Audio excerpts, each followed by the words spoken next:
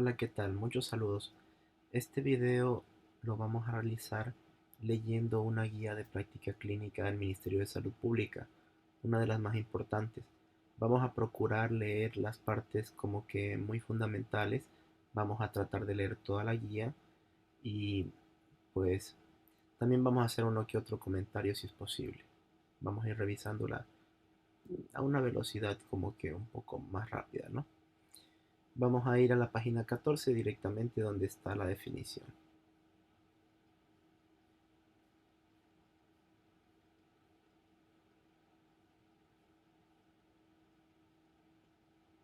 Es la página 12.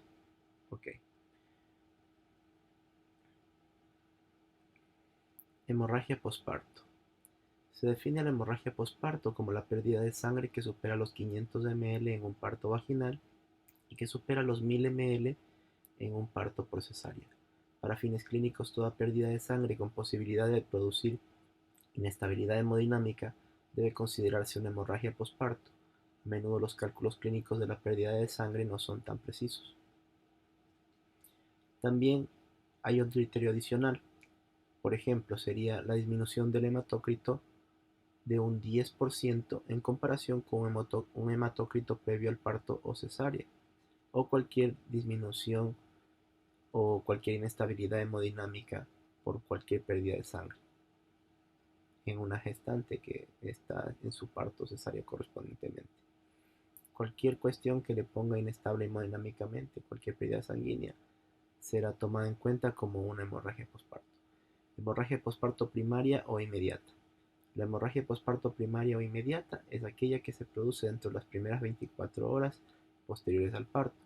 Aproximadamente el 70% de los casos de hemorragia posparto inmediata se producen debido a atonía uterina. Esto es muy importante, la atonía uterina es la principal causa de hemorragia posparto.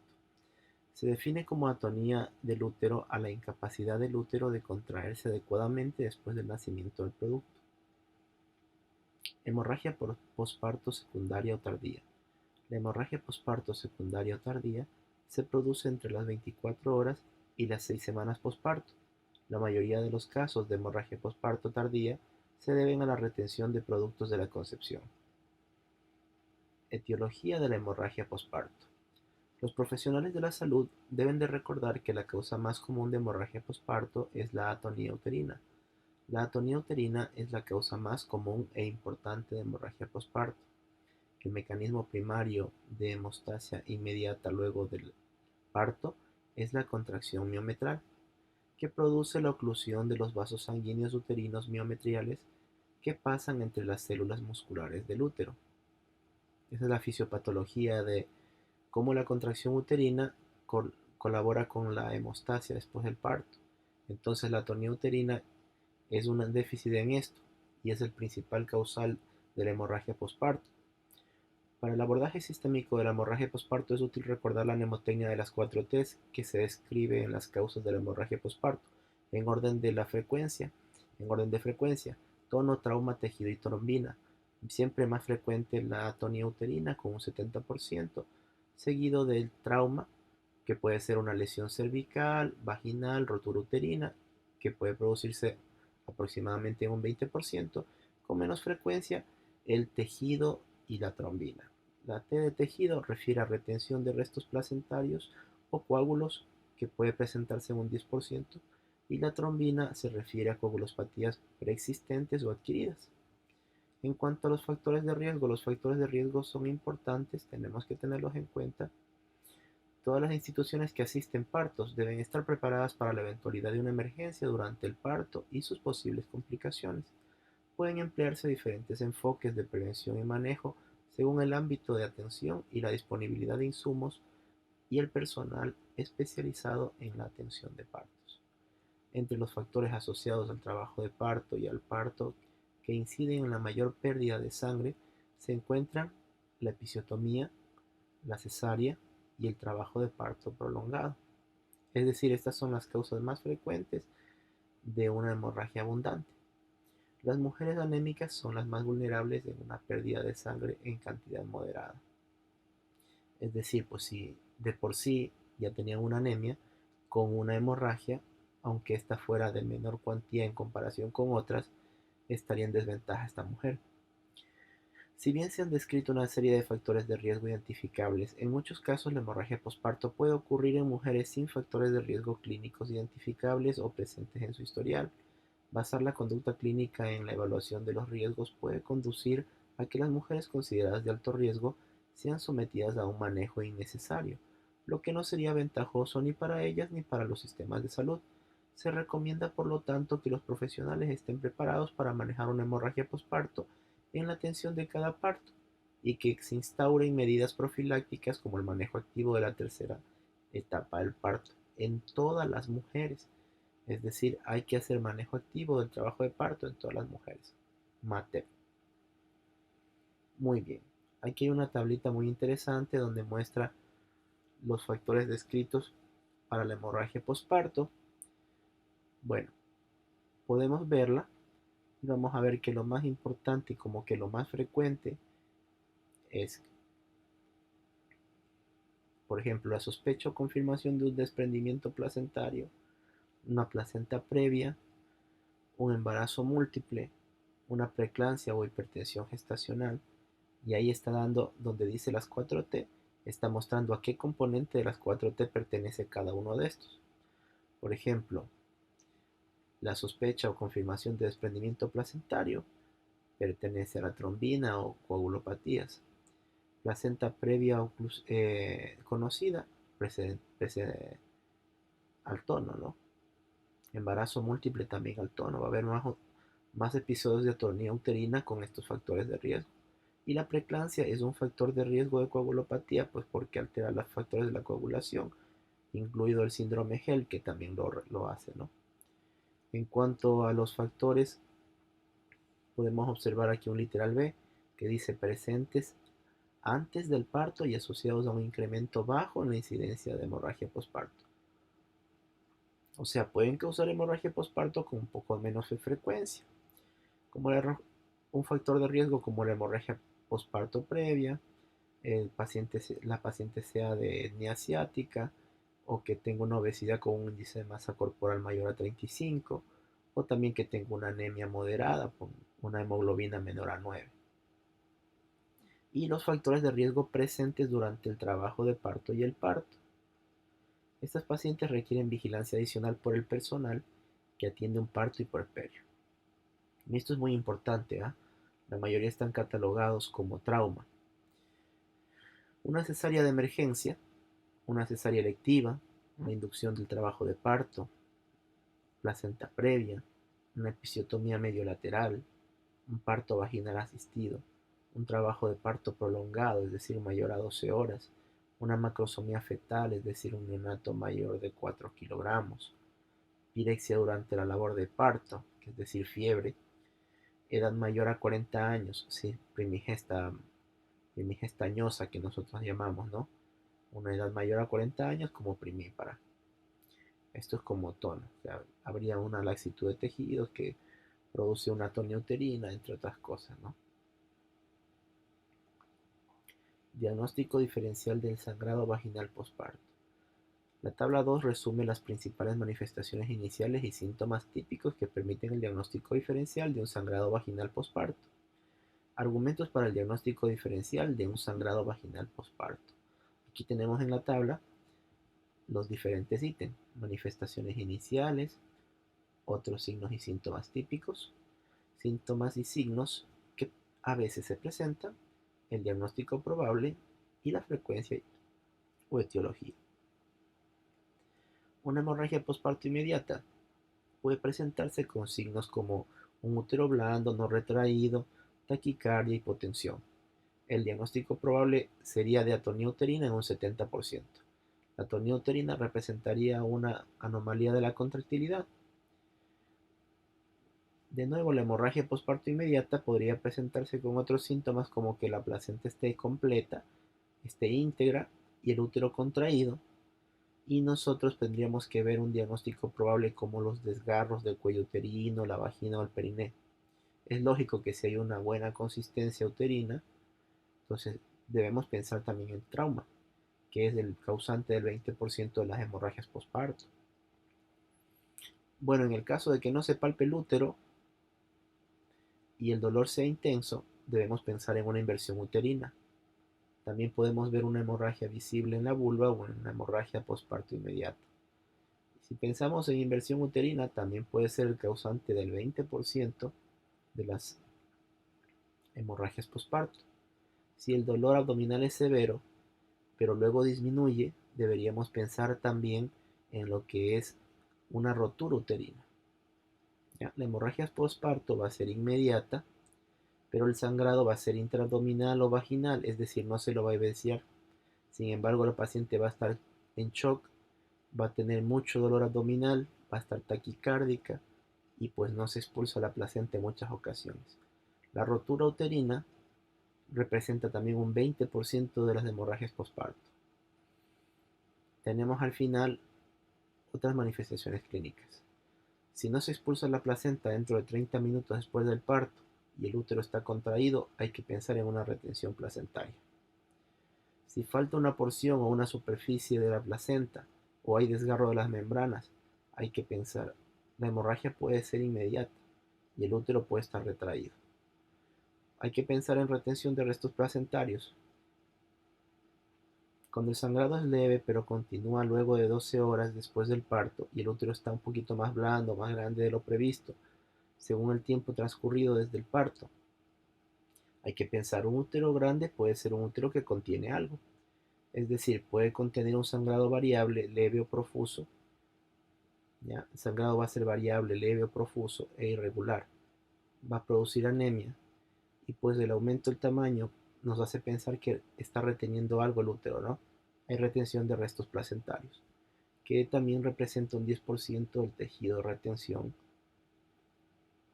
el tejido o retención de productos de la gestación.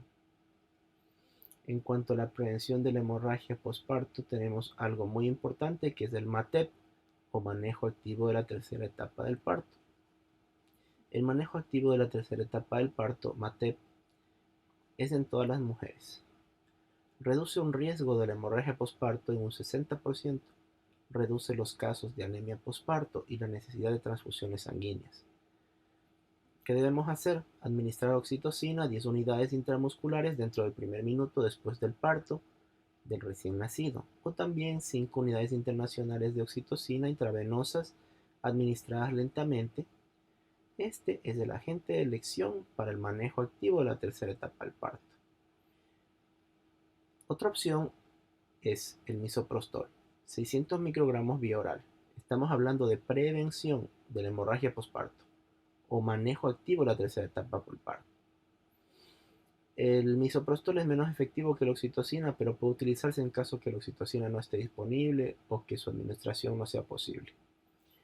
Las mujeres embarazadas pueden sufrir una pérdida de sangre en el momento del parto susceptible de poner en riesgo su vida. Si bien la mayoría de las hemorragias posparto no presentan factores de riesgo identificables, la mayoría de las hemorragias posparto pueden prevenirse con el manejo activo de la tercera etapa posparto. En muchos países en desarrollo todavía se utiliza el manejo expectante de la tercera etapa del parto, en la mayoría de los partos que ocurren en el hogar. Sin embargo, los estudios de Bristol y Shikinbrook, no sé cómo se pronuncia esto, que compararon el manejo activo de la tercera etapa del parto, MATEP, versus el manejo expectante o fisiológico de la tercera etapa del parto, demostraron claramente que cuando se aplicó el manejo activo, la incidencia de hemorragia posparto fue significativamente inferior, es decir, de un 5,9% con el manejo activo de la tercera etapa del parto versus 17,9% con manejo expectante. Hay una diferencia muy grande, de un 12%.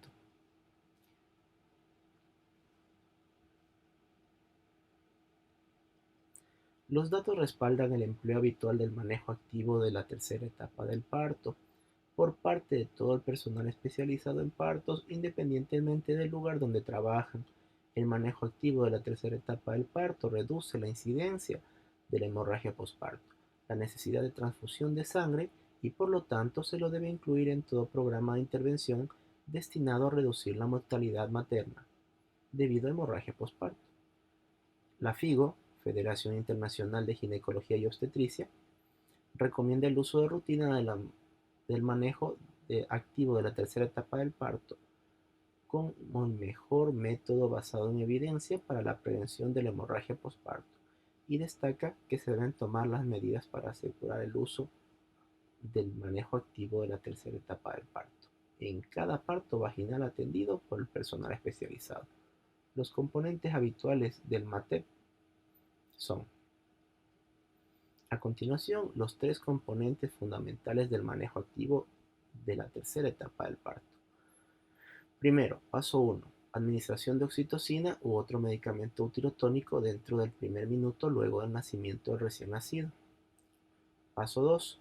Tracción controlada del cordón umbilical luego de pinzar y cortar el cordón umbilical cuando ha dejado de latir, es decir, a los 2 o 3 minutos del parto. Masaje uterino a través del abdomen después de la expulsión de la placenta.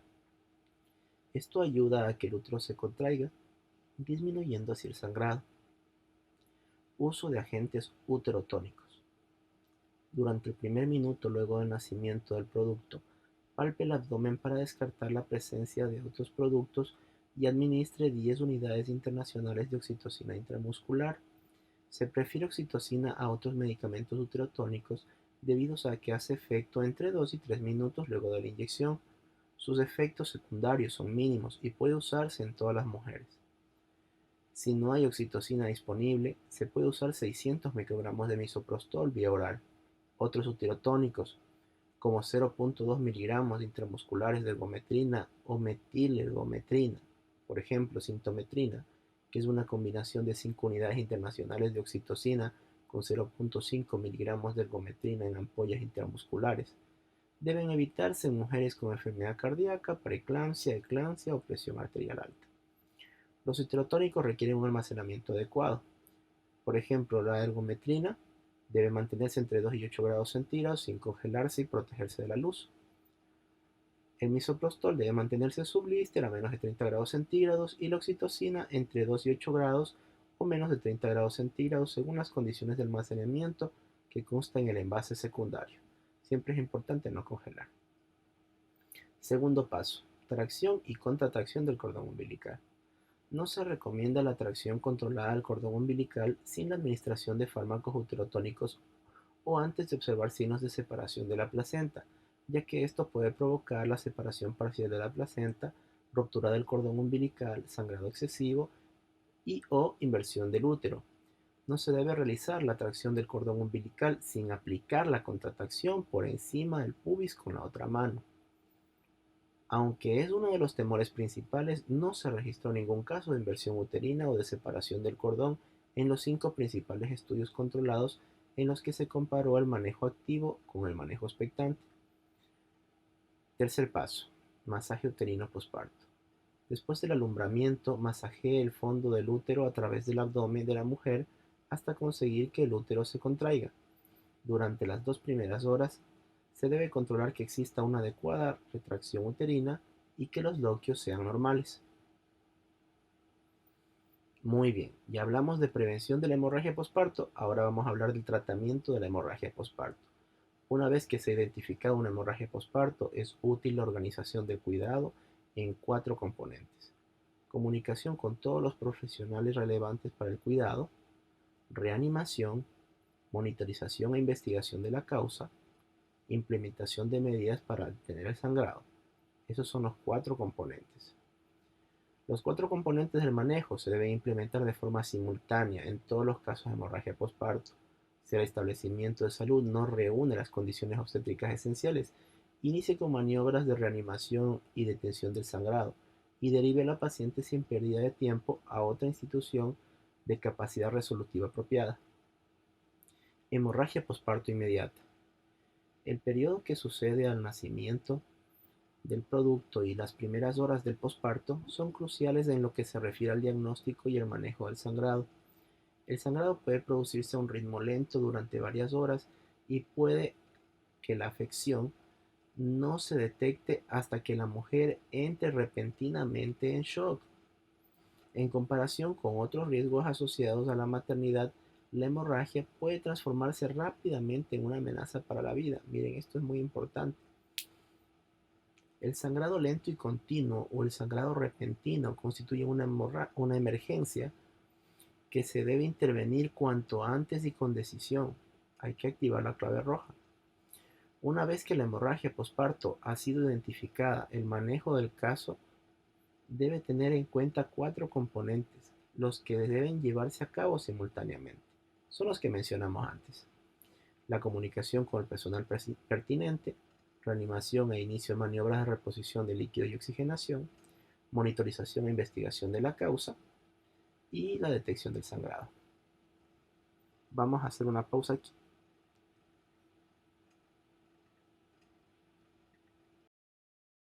Manejo general de la hemorragia posparto. La paciente debe ser informada de la situación clínica y se le deben explicar en forma resumida los procedimientos que se realizarán. También se debe proporcionar aliento y contención. Pida ayuda, comunique la situación y movilice urgentemente a todo el personal disponible, enfermeras, anestesistas, personal de laboratorio y hemoterapia, para que las medidas se implementen simultáneamente y sin pérdida de tiempo. El personal debe actuar en equipo sabiendo qué hacer cada uno en la emergencia. Para lograr coordinación es recomendable la práctica periódica de simulacros. Haciendo los simulacros reducimos los tiempos de acción. Coloque dos vías intravenosas de gran calibre, una de 16 y otra de 14, y suministre soluciones cristaloides en un volumen de hasta 2 litros en infusión rápida, y en caso de no disponer de sangre para transfusión, se puede continuar con la infusión de soluciones coloides a un volumen de hasta 1.5 litros. Realice una rápida evaluación del estado general de la mujer, incluyendo signos vitales, pulso, presión arterial, respiración, temperatura, es decir, aplicar el score mamá. Si sospecha de shock, inicie tratamiento inmediatamente, aun si no hay signos de shock presentes, téngalo en mente mientras evalúa a la mujer, puesto que su estado general puede empeorar rápidamente. Evalúe el tono uterino. En caso de atonía, masajee el útero para expulsar la sangre y los coágulos sanguíneos. Los coágulos sanguíneos retenidos en el útero inhiben las contracciones uterinas, es decir, van a producir atonía. Inicia el masaje uterino bimanual como primera medida para la contención del sangrado, mientras se prepara de forma simultánea el manejo farmacológico. Asegure una adecuada permeabilidad aérea y la provisión de oxígeno de ser necesario. Coloque una sonda vesical para la monitorización del gasto urinario. Intente identificar la causa de la hemorragia e inicie los tratamientos específicos de acuerdo a la causa. Verifique la expulsión completa de la placenta. Examínela para tener la certeza de que está íntegra. Examine el cuello uterino, la vagina y el perineo para descartar desgarros. Considere la posibilidad de una coagulopatía. Si el establecimiento no reúne las condiciones obstétricas esenciales, evalúe los mayores requerimientos del caso y, si lo estima usted necesario, derive a la paciente sin pérdida de tiempo a otra institución de mayor complejidad o mayor resolución. Evaluación inicial y reanimación. Reanimación. Solicite ayuda, coloque una vía intravenosa gruesa, monitoree el pulso, presión, frecuencia respiratoria y síntomas. Por ejemplo, el dolor. Evaluar la causa. Evalúe el tono del útero, la existencia de restos, si es que existen laceraciones, explore su tracto vaginal, observe la formación de coágulos. Esto es un resumen del cuadro de arriba, ¿no? Datos del laboratorio. Solicite estudios de coagulación, evalúe la indicación de transfusión de sangre compatible, practique la prueba de coagulación junto a la cama. O sea, se puede realizar una pruebita del coágulo. Indicación y tratamiento de la causa. Este cuadro es muy bonito, es importante este cuadro. Cuando, por ejemplo, la causa es el tono uterino, se debe dar un masaje uterino, se puede hacer compresión bimanual según la técnica, una compresión bimanual del útero, se pueden usar drogas uterotónicas también. Cuando nosotros sospechamos que es la T es de tejidos, o sea, tejidos retenidos, se puede hacer una remoción manual de los tejidos retenidos o practicar un legrado. Cuando sospechamos que hay un trauma, debemos reparar los desgarros cervicales o vaginales, corregir la inversión uterina e identificar la ruptura uterina. Y debe ser una identificación precoz, o sea, debemos sospechar. Coagulopatías En cuanto a las coagulopatías, el tratamiento es específico. Hemorragias posparto que no responden a tratamiento. Conformación de equipo. Segundo ginecólogo con experiencia, anestesiólogo, instrumentista, laboratorio, control local, compresión bimanual. Transfusión. Cristaloides, sangre total, subproductos. Esto es para una hemorragia que no responde al tratamiento, entonces debemos activarnos ya en un nivel adicional. Cirugía. Examen bajo anestesia, reparación de desgarros, toma de decisión quirúrgica. La elección del procedimiento más adecuado para reducir el sangrado dependerá de la experiencia del equipo quirúrgico. Puede realizarse una sutura hemostática de Bell-Lynch, la ligadura de las arterias uterinas o ligadura de las arterias uterováricas. Puede realizarse una histerectomía y hay que tener en cuenta que la histerectomía es la opción más segura para el personal poco entrenado o cuando fallan las ligaduras vasculares y puntos hemostáticos. También puede ser la opción más favorable para una paciente que tiene una paridad satisfecha y además de eso se encuentra en una situación muy grave por su hemorragia posparto. Entonces podría tomarse en cuenta previo consentimiento informado con familiares realizar la histerectomía. Sangrado post-histerectomía. El manejo responderá a la situación clínica, la experiencia del equipo médico, la infraestructura y el personal disponible. Puede requerirse reponer factores de la coagulación y taponaje abdominal. Criterios de referencia y contrarreferencia. Referir a la paciente a centros con adecuada complejidad y capacidad resolutiva una vez que se ha establecido el diagnóstico diferencial permite tomar decisiones de especialidad acertadas y oportunas. Criterios de contrarreferencia. Superada la fase de atención del cuadro complicado de hemorragia posparto, remitir al nivel primario con indicaciones claras del médico especialista sobre manejo subsecuente con informe de acciones y resultados de la atención de especialidad. Monitoreo de calidad. Bueno, esta parte vamos a obviarla. Solo pueden leer ustedes en la guía, pero los anexos no. Estos están muy bonitos y vamos a leerlos. Estos son los esquemas farmacológicos tanto para la prevención como para el tratamiento de la hemorragia posparto. Son adaptados de la Federación Internacional de Ginecología Obstetricia. Entonces, opciones de prevención de la hemorragia posparto. Tenemos tres opciones: oxitocina, misoprostol o ergonovina. ¿Cuándo se van a utilizar? Ya lo vamos a ver. ¿Y cómo lo vamos a hacer? En cuanto a la prevención de la hemorragia posparto, podemos utilizar oxitocina como profilaxis de primera línea, es decir, se puede aplicar 10 unidades internacionales intramusculares o también 5 unidades internacionales intravenosas, pero lento. Esto se va a aplicar dentro del primer minuto después del parto. Si la oxitocina o metilergonovina profilácticas fracasan, se puede utilizar todas las otras medidas de tratamiento. Misoprostol. Si la oxitocina no está disponible o no puede usarse de forma segura, se pueden administrar 600 microgramos de misoprostol, es decir, 3 tabletas, dentro del primer minuto después del parto. Si el misoprostol profiláctico fracasa, se pueden utilizar todas las otras medidas de tratamiento, excepto repetir misoprostol. Ergonovina o metilergonovina. Solo en ausencia de contraindicaciones, es decir, si la paciente no tiene problemas como por ejemplo hipertensión arterial o antecedente de preeclampsia, etc. Y se va a aplicar en caso de la prevención una dosis única de 0.2 miligramos intramusculares dentro del primer minuto después del parto. Ahora vamos a ver las opciones de tratamiento de la hemorragia posparto. Tenemos los mismos tres fármacos, pero se van a administrar de manera diferente. Por ejemplo, la oxitocina se puede administrar 10 unidades internacionales por mililitro, es decir, 10 unidades intramusculares o 5 unidades intravenosa lento, pero también podemos hacer una perfusión, que serían 40 unidades internacionales en 1000 ml y esta se administraría a 250 ml hora, o sea, más o menos a 83 gotas por minuto. El misoprostol podemos dar 4 tabletas sublinguales, o sea, 800 microgramos, dosis única.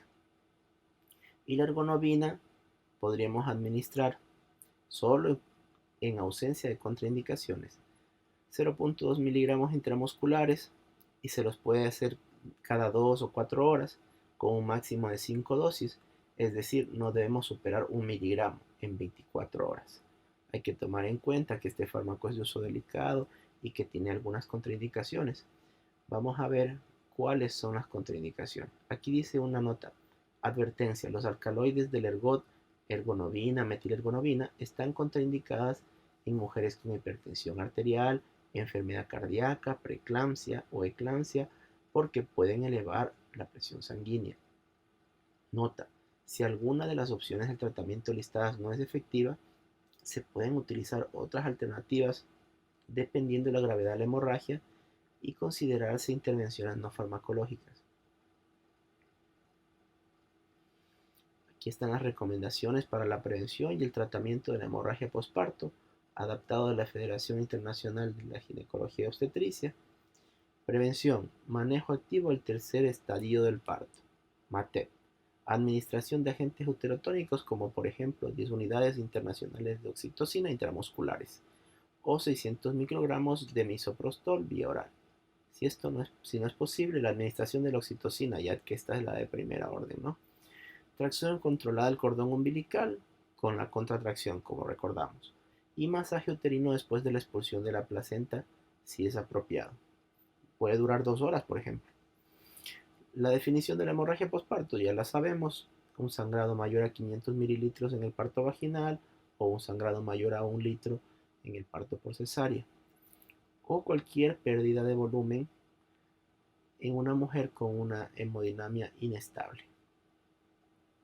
Si el sangrado persiste, hay que monitorizar el estado de la madre, hay que ver el ABC, la vía aérea, respiración, circulación. Hay que hacer accesos intravenosos y pasar líquidos en bolo, cristaloides, por ejemplo, a 100 hasta que la presión arterial sea de 100 a 50 milímetros de mercurio. Perdón. También se puede hacer una infusión de oxitocina hasta 40 unidades internacionales con 1000 ml de solución salina fisiológica y se administra a 250 ml hora o se perfunde a 83 gotas por minuto, por ejemplo. Administra hemoderivados si se encuentran disponibles. Se puede hacer el masaje uterino bimanual, vaciar la vejiga y evaluar para determinar la causa del sangrado. Pueden haber varias causas, hay que evaluar para determinar la causa del sangrado. Aquí tenemos 4 causas bastante frecuentes. Vamos a ver qué acciones vamos a tomar con cada una.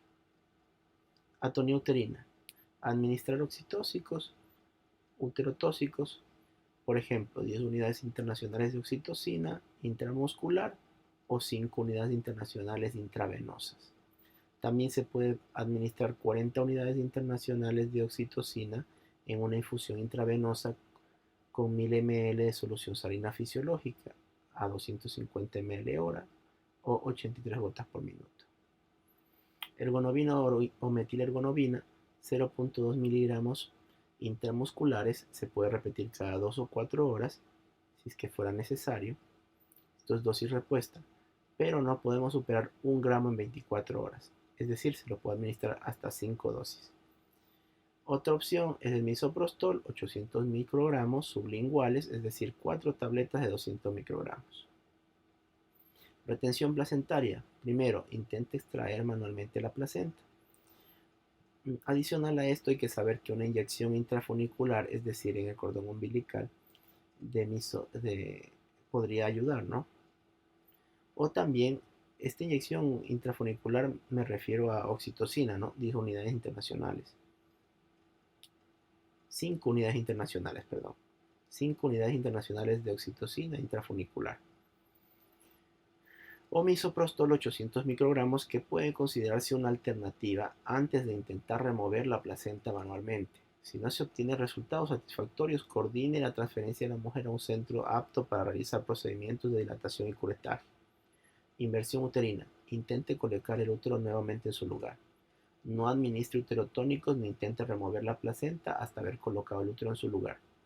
Si no obtiene resultados satisfactorios, coordine para transferir a la mujer a un centro apto para realizar estas cirugías. Laceraciones: repare todas las laceraciones. Examine minuciosamente el cuello del útero y la vagina, especialmente si el trabajo de parto o parto fue prolongado o si se usaron fuerzas en el parto. Si no puede repararlas, transfiera a la mujer a un centro adecuado.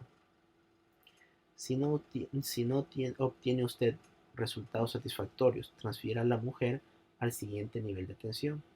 Si se encuentra disponible, realice taponamiento uterino, el pantalones anti-shock, que viene a ser el traje anti-shock no neumático, el TAN, embolización de las arterias uterinas, la parotomía, para realizar la sutura de Belincho, ligadura de las arterias hipogástricas, o tener en cuenta la histerectomía. Hay que recordar que estas mujeres que sufren hemorragias postparto tienen riesgo de anemia y es importante administrar suplementos de hierro durante al menos 3 meses. Mira, aquí está la aclaración. Antes yo hablé de inyección intrafunicular. Bueno, me equivoqué 2 veces porque dije que eran unas unidades, luego dije otras. Aquí abajo está escrito lo que es. La inyección intrafunicular de oxitocina es de 20 unidades internacionales, disueltas en 20 ml de solución salina, y se deben administrar por el lado placentario y el cordón umbilical. Miren qué importante. A pesar que esto no sé con qué frecuencia se realiza en realidad. Bueno, aquí está sobre cómo se debe mantener a los uterotónicos y esas cosas. Lo más importante sería ver la presentación de los medicamentos, que sí me parece bastante importante. No vamos a repetir de nuevo lo que ya dijimos, la cantidad, cuánto es en prevención, cuánto es en tratamiento, porque pues ya lo sabemos. Pero podemos ver las precauciones que hay que tener en la administración de oxitocina. Por ejemplo, los antecedentes de cesárea, cuando hay polidramnios, cuando hay multiparidad, preeclampsia severa y enfermedades cardiovasculares severas, insuficiencia renal, aumento de sobrecarga hídrica. Utilizar como inductor de labor de parto solamente después de una adecuada evaluación del riesgo-beneficio. Durante el parto se puede perjudicar la expulsión de la placenta y provocar sobreestimulación uterina. Se requiere vigilar la ingesta y excreta de líquidos cuando se emplean dosis altas o por tiempo prolongado. En cuanto a las contraindicaciones, sería la desproporción cefalopélvica y otras obstrucciones mecánicas, sufrimiento fetal agudo, desprendimiento de placenta, placenta previa oclusiva total, prolapso del cordón umbilical, hipertonía uterina, ruptura o riesgo de ruptura uterina, hipersensibilidad a la oxitocina. Esas son las contraindicaciones. Efectos adversos frecuentes. Esto debemos saber para explicarle a la madre que puede sentir algo de incomodidad y los siguientes síntomas para que no se preocupe: náusea, vómito, hipertonía uterina, sufrimiento fetal agudo, trauma fetal, hiperbilirrubinemia en los neonatos. Los poco frecuentes son arritmias, anafilaxia, afibrinogenemia, hemorragia postparto, embolismo líquido amniótico, laceraciones cervicales o vaginales, y los efectos adversos raros: tetanía uterina, ruptura uterina, abrupto placentae e intoxicación hídrica. Interacciones: disminución de la eficacia con anestésicos inhalatorios como el alotano, enflurano y agonistas adrenérgicos. Disminuyen el efecto oxitóxico. Aumento de los efectos adversos con anestesia caudal, con vasoconstrictores, que aumenta el riesgo de hipertensión arterial severa, con cloruro de sodio o urea interamnióticos y otros oxitóxicos aumentan el riesgo de hipertonía uterina, ruptura uterina y el riesgo de hipertensión arterial. Prostaglandinas como misoprostol pueden potenciar mutuamente sus efectos, aumentando el riesgo de hipertensión arterial, y con los simpático-miméticos hay un efecto sinérgico incrementando el riesgo de hipertensión arterial también.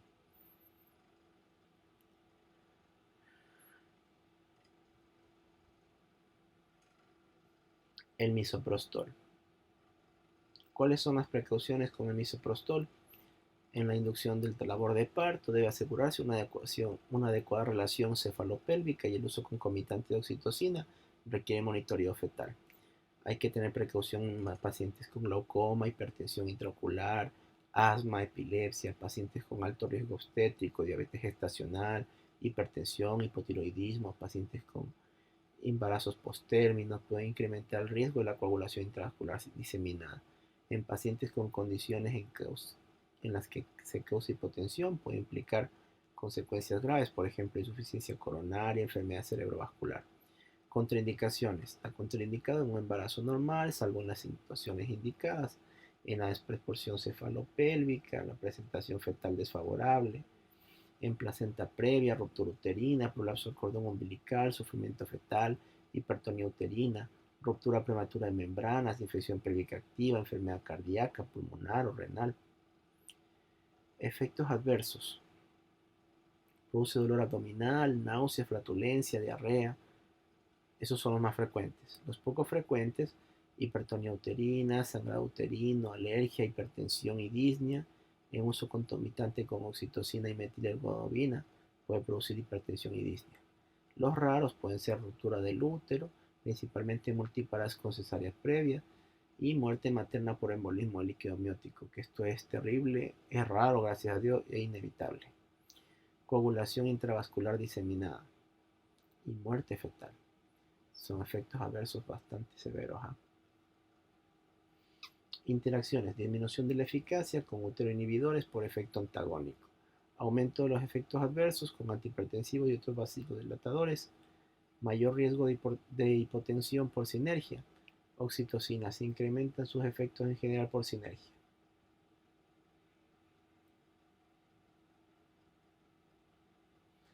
Metilergonobina. ¿Cuáles son las precauciones? No utilizar durante la inyección o conducción de parto. Insuficiencia renal puede provocar la acumulación del fármaco y más efectos adversos. La insuficiencia hepática puede provocar acumulación del fármaco y más efectos adversos. Enfermedad cardiovascular o coronaria como estenosis mitral pueden precipitar angina o infarto de miocardio. Hipocalcemia reduce la respuesta a la oxitocina. Contraindicaciones: hipertensión arterial severa, eclampsia o preeclampsia, hipersensibilidad o intolerancia a los alcaloides del cornezuelo del centeno, angina inestable, infarto de miocardio reciente, antecedente de accidente cerebrovascular, antecedente de isquemia transitoria o de enfermedad vascular oclusiva periférica, fenómeno de Raynaud severo, porfiria. Efectos adversos: los más frecuentes son náuseas, vómito y calambres uterinos, especialmente después del uso intravenoso, congestión nasal, tinnitus, hematuria, disnea, tromboflebitis, calambres en las piernas. Los poco frecuentes son la bradicardia, vasospasmo coronario. Los raros son las reacciones alérgicas, incluido un shock, insuficiencia cardíaca, arritmias ventriculares, fibrilación ventricular, taquicardia, disnea, hipertensión súbita y severa, infartos de miocardio, edema pulmonar y vasospasmo periférico. Muy bien, esto es como que lo más importante de la guía, las interacciones de la metilergonobina con otros medicamentos. Disminución de la eficacia con el alotano porque podría producir o reducir los efectos de la metilergonobina en el útero, aumentando sus efectos adversos. Agonistas de la 5-HT1 como el sumatriptán, un efecto adictivo. Este efecto aditivo aumenta el riesgo de vasospasmo severo y prolongado. Usarlos con 24 horas de diferencia es la recomendación. Agonistas simpático-miméticos alfa y o beta adrenérgicos, un efecto sinérgico que aumenta el riesgo de vasoespasmo severo e isquemia. Y con los antimicóticos azoles, como el ketoconazol y otros, con la claritromicina, con los antidepresivos inhibidores selectivos de la recaptación de serotonina, como la fluoxetina, y otros, como el diltiazem, metronidazol, verapamil, jugo de toronja, inhiben el metabolismo hepático, aumentando los efectos adversos de la metilergonobina, ¿sí? Como afecta por el citocromo CYP1, ¿no?